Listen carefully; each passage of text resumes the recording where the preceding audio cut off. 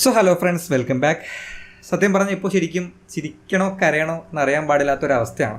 തുടർച്ചയായുള്ള മൂന്നാമത്തെ സീസണിലും ഇവാൻ വുക്കമനോസിന് കേരള ബ്ലാസ്റ്റേഴ്സിനെ പ്ലേ ഓഫിലേക്ക് എത്തിക്കാൻ സാധിച്ചിട്ടുണ്ട്. കേരള ബ്ലാസ്റ്റേഴ്സിൻ്റെ ചരിത്രത്തിൽ തന്നെ ആദ്യത്തെ സംഭവമാണ്. ആൻഡ് ഈ സീസണിലും നമുക്കൊരു ഒരവസരം കൂടി വീണ്ടും ആ ഒരു ISL ട്രോഫിയിലേക്ക് എത്താൻ ഒരവസരം കൂടി കിട്ടിയിരിക്കുകയാണ്. സോ പ്ലേ ഓഫിലേക്ക് എത്തി എന്ന വാർത്ത കേട്ടിട്ടാണ് നമ്മൾ ഈ ഒരു മാച്ച് കാണാൻ വേണ്ടിയിരിക്കുന്നത്. പക്ഷേ എന്തിന് എന്നുള്ള ചോദ്യമാണ് മനസ്സിലേക്ക് വരുന്നത്. റീസെൻ്റ് ആയിട്ടുള്ള കേരള ബ്ലാസ്റ്റേഴ്സിൻ്റെ പെർഫോമൻസ് വെച്ചിട്ട് ഈ ഒരു രീതിയിൽ അങ്ങോട്ട് പോയിട്ട് യാതൊരു കാര്യമുള്ളതായിട്ട് തോന്നുന്നില്ല.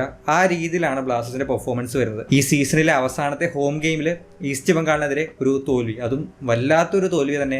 4-2 ഒരു തോൽവി ബ്ലാസ്റ്റേഴ്സ് വഴങ്ങിയിരിക്കുകയാണ്. അതുപോലെ തന്നെ കളി അവസാനിക്കുമ്പോൾ ബ്ലാസ്റ്റേഴ്സ് തുടങ്ങിയപ്പോൾ 11 പേരായിട്ടാണ് തുടങ്ങിയതെങ്കിലും കളി അവസാനിക്കുമ്പോൾ ഒരു 9 പേരെ ഗ്രൗണ്ടിൽ ബ്ലാസ്റ്റേഴ്സിൻ്റെതായിട്ട് ബാക്കി ഉണ്ടായിരുന്നുള്ളൂ. കളിയുടെ അവസാനമൊക്കെ വരുമ്പോൾ ഒരു കോമഡി സിനിമ കാണുന്ന ഒരു അവസ്ഥയിൽ നമുക്ക് കണ്ടിരിക്കാൻ പറ്റുന്ന ഒരു മാച്ച് പോലെ ഫീൽ ചെയ്തു. ആൻഡ് ഇത്രയും പരിതാപകരമായ ഒരു അവസ്ഥയിൽ നിൽക്കുമ്പോഴും ഇപ്പോഴും പോസിറ്റീവായുള്ള കുറച്ച് കാര്യങ്ങളെ പറ്റിയാണ് നമ്മൾ സംസാരിക്കുന്നത്. അത് ശീലമായി പോയതുകൊണ്ടാണ്, മാറ്റാൻ പറ്റില്ല.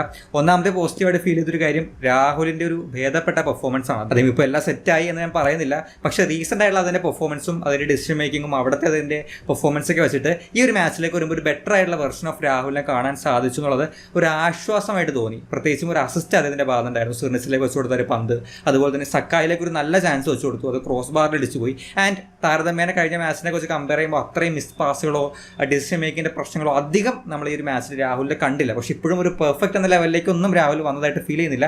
പക്ഷേ നമ്മൾ നേരത്തെ പറഞ്ഞ പോലെ കമ്പയർ ടു ലാസ്റ്റ് മാച്ചസിലെ പെർഫോമൻസ് വെച്ചിട്ട് ഒരു ആശ്വാസമായിട്ട് ഫീൽ ചെയ്തു. രണ്ടാമത്തെ പോസിറ്റീവായിട്ട് തോന്നിയൊരു കാര്യം ഹോർമി പാമിൻ്റെ പെർഫോമൻസ് ആണ്. അദ്ദേഹം കുറച്ചുകൂടി എഫക്റ്റീവായിട്ട് കളിക്കുന്നുണ്ടായിരുന്നു. നമ്മൾ ഫസ്റ്റ് ഹാഫിൽ തന്നെ വഴങ്ങേണ്ടിയിരുന്ന 1-2 ഗോളുകളെ ഹോർമി പാമിൻ്റെ ഇടപെടൽ മൂലം രക്ഷപ്പെടുത്തുന്നുണ്ട്. അദ്ദേഹം വളരെ ആക്റ്റീവായിട്ടാണ് ഈ മാച്ചിൽ കളിച്ചത്. മിലോസിൻ്റെ ഒരു അഭാവം വലിയ രീതിയിൽ ഫീൽ ചെയ്യാത്ത രീതിയിൽ ഹോർമി ആ ഒരു പോർഷൻ കൈകാര്യം ചെയ്തു. പിന്നെ സക്കായുടെ വരവും അത്യാവശ്യം ചേഞ്ചസ് കൊണ്ടുവന്നിരുന്നു. നമ്മൾ കഴിഞ്ഞ മാച്ചിൽ ഒരു സെപ്പറേറ്റ് വീഡിയോ തന്നെ ചെയ്തതാണ്. ക്രിയേറ്റീവായിട്ട് കളിക്കുന്ന ഒരു പ്ലെയർ ഇല്ലാത്തത് നമ്മൾ കഴിഞ്ഞ മാച്ചിനൊക്കെ ഒരുപാട് ബാധിച്ചിരുന്നു. ഈ ഒരു മാച്ചിലേക്ക് വരുമ്പോൾ സക്കായി കുറച്ചുകൂടി അവിടെ ഒരു ഇൻവോൾവ് ആയിട്ട് ഫീൽ ചെയ്തു. നവോച്ചയുള്ള കോമ്പിനേഷൻസ് ഉണ്ടായിരുന്നു, 1-2 ത്രൂ വെച്ച് കൊടുത്തു, ബോക്സിനകത്തേക്കുള്ള ക്രോസുകൾ ഉണ്ടായിരുന്നു. സോ അദ്ദേഹത്തിന്റെ വരവും ചെറിയ രീതിയിൽ നമ്മളെ ഹെൽപ്പ് ചെയ്തിട്ടുണ്ട്. ഇത്രയും കാര്യങ്ങളല്ലാതെ വേറെ നോക്കുകയാണെങ്കിൽ പ്രത്യേകിച്ച് നല്ലതായിട്ടൊന്നും ഞാൻ ഈ ഒരു മാച്ചിൽ കണ്ടിട്ടില്ല.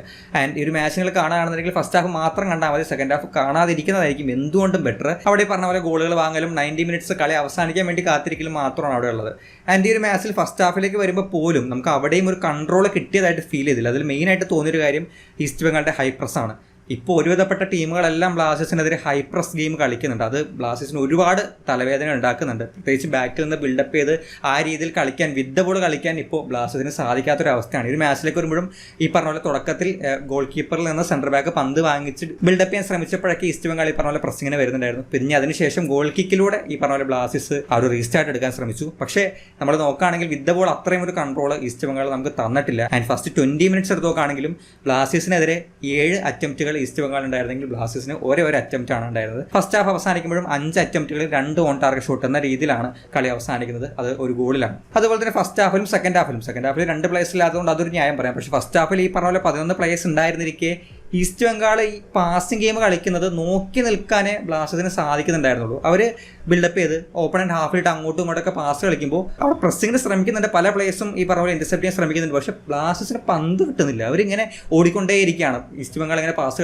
കളിച്ച് ബിൽഡപ്പ് തുടങ്ങി. അവർ ഓപ്പണന്റ് ഹാഫിലേക്ക് എത്തി. അവരുടെ ഫൈനൽ പാസ് അല്ലെങ്കിൽ ഫൈനൽ ഷോട്ട് മാത്രമാണ് ഒരു പ്രശ്നം ഉണ്ടായിരുന്നത്. അതുകൊണ്ട് മാത്രമാണ് ഫസ്റ്റ് ഹാഫിൽ നമ്മൾ അത്രയും ഗോൾ കൺസിഡർ ചെയ്തിരുന്നത്. പക്ഷേ ഈ പറഞ്ഞ പോലെ പാസുകൾ അവർ കളിച്ച് പോകുമ്പോൾ അവരുടെ 11 പ്ലേയേഴ്സും നമ്മുടെ 11 പ്ലേയേഴ്സും ഫീൽഡിലുണ്ട്. പക്ഷേ ഒരു പ്ലെയറിനും ആ പന്ത് ഇന്റർസെപ്റ്റ് ചെയ്യാൻ പറ്റുന്നില്ല എന്നുള്ളത് ഇങ്ങനെ.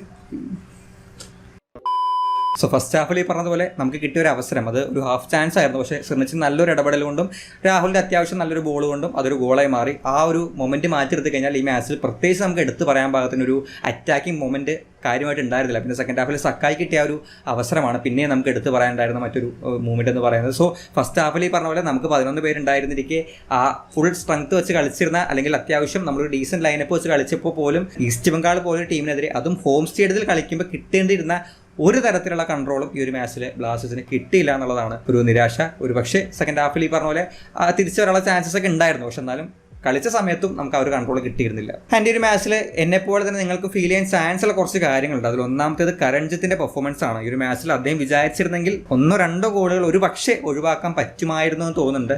സോ അതിന് പകരം മറ്റൊരു ഗോൾ കീപ്പറിന് അവസരം കൊടുക്കേണ്ടത് നിലവിലെ സാഹചര്യത്തിൽ വളരെ വളരെ വളരെ ആവശ്യമായിട്ട് തോന്നുന്നുണ്ട്. എക്സ്പീരിയൻസ് ഉള്ള ഒരു പ്ലെയർ ആണ്, പക്ഷേ പ്രായത്തിൻ്റെതാണോ എന്നറിയില്ല, അദ്ദേഹത്തിന് കുറച്ച് സ്ലോ ആയിട്ട് പല സമയത്തും ഫീൽ ചെയ്തു. ആൻഡ് പല സമയത്തും ബോൾ ക്യാച്ച് ചെയ്യുമ്പോൾ കയ്യിലിരിക്കുന്നതായിട്ടും ഈ ഒരു മാച്ചിൽ കാണുന്നുണ്ടായിരുന്നില്ല. സോ ഒരു മാറ്റം അവിടെ അനിവാര്യമായിട്ട് തോന്നി. ആൻഡ് സിർണിച്ചിൻ്റെ കാര്യമാണ് രണ്ടാമത് പറയാനുള്ളത്. സിർണിച്ച് ഈ പറഞ്ഞ പോലെ ഒരു ഗോൾ അടിച്ചു, പക്ഷേ എനിക്ക് ഫീൽ ചെയ്തൊരു കാര്യം അദ്ദേഹത്തിന് ഇന്ത്യൻ കാലാവസ്ഥ അല്ലെങ്കിൽ ഇവിടുത്തെ കാലാവസ്ഥ അത്രയ്ക്ക് അങ്ങോട്ട് സെറ്റ് ആയിട്ടില്ല എന്നാണ് തോന്നിയിട്ടുള്ളത്. അദ്ദേഹം ഇതിൻ്റെ ഇടയ്ക്ക് ബ്രേക്കിൽ നാഷണൽ ടീമിൽ ഇപ്പോൾ കളിച്ചപ്പോൾ അവിടെയും നല്ല പെർഫോമൻസ് ഉണ്ടായിരുന്നു. പക്ഷേ ഇവിടേക്ക് വരുമ്പോൾ ഫസ്റ്റ് ഹാഫ് കഴിയുമ്പോഴേക്കും അതിൻ്റെ എനർജി ഡ്രെയിൻ ആയി പതിയെ അദ്ദേഹം ഫിറ്റ്നസ് പരമായിട്ട് വളരെ മോശം അവസ്ഥയിലേക്ക് പോകുന്നൊരു രീതിയാണ് കാണാൻ സാധിക്കുന്നത്. അതിൻ്റെ കാരണമാണോ എന്നറിയില്ല, അദ്ദേഹത്തിൻ്റെ ഈ പറഞ്ഞ പോലെ അതിൻ്റെ ഒരു ഫുൾ പൊട്ടൻഷ്യൽ ഇവിടെ എടുക്കാൻ അതിന് പറ്റുന്നില്ല. സോ ആ ഒരു കാലാവസ്ഥയായിട്ടും ഇന്ത്യൻ കണ്ടീഷൻസ് ആയിട്ട് സെറ്റ് ആവാൻ പറ്റാത്തതാണെന്ന് ഫീൽ ചെയ്യുന്നുണ്ട്. അദ്ദേഹത്തിന് ആ ഒരു പെർഫോമൻസ് ഫുൾ ലെങ്ത് മാച്ചിൽ ഡെലിവർ ചെയ്യാനുള്ള ഒരു പ്രശ്നം ഫീൽ ചെയ്യുന്നുണ്ട്. ആൻഡ് ഒരു മാച്ചിൽ ദിമിത്രോസിന് പരിക്ക് അല്ലെങ്കിൽ അത്തരത്തിലൊരു പ്രശ്നം കൊണ്ടാണോ എന്നറിയില്ല, അതല്ലെങ്കിൽ ഫസ്റ്റ് ഹാഫിൽ ദിമിത്രോസിന് പകരം സിർണിച്ചായിരുന്നു പുറത്തേക്ക് പോവേണ്ടിയിരുന്നത് എന്നും ഫീൽ ചെയ്തിരുന്നു.